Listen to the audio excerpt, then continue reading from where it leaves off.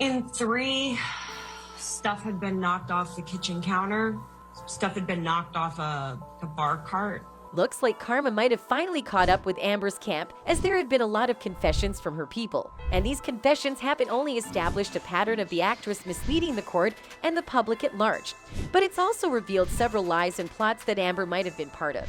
These are only some aspects of the big reveal that just came from the actress's bestie, so I bet you wouldn't want to miss this for the world. That leaves only one option, which is to sit back and enjoy the scoop of this story till the end. Considering how much was exposed about Amber and her group of friends that seem to have been living off Johnny in court, you would expect that they wouldn't peek their heads out for any reason.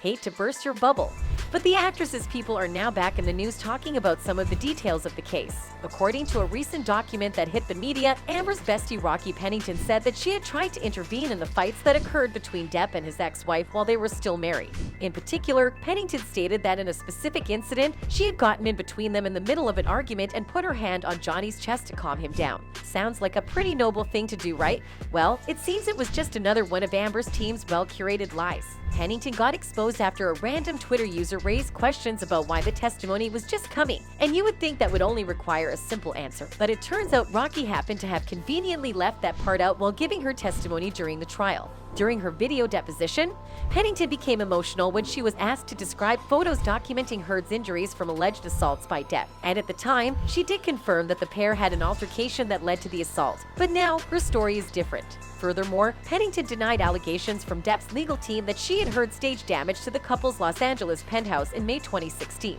Instead, she described an intoxicated Depp swinging a wine bottle and damaging the couple's home.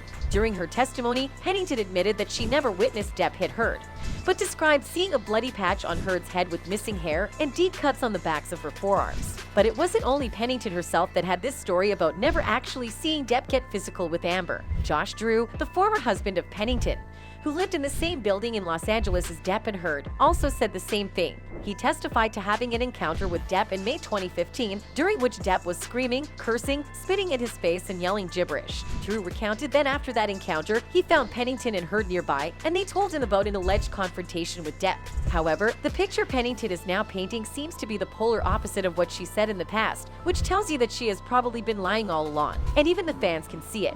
One user wrote, "Back then, she was promised one of the penthouses if she would back Amber. Right now, she doesn't have any interest to support her, but she just can't admit she was part of that scheme.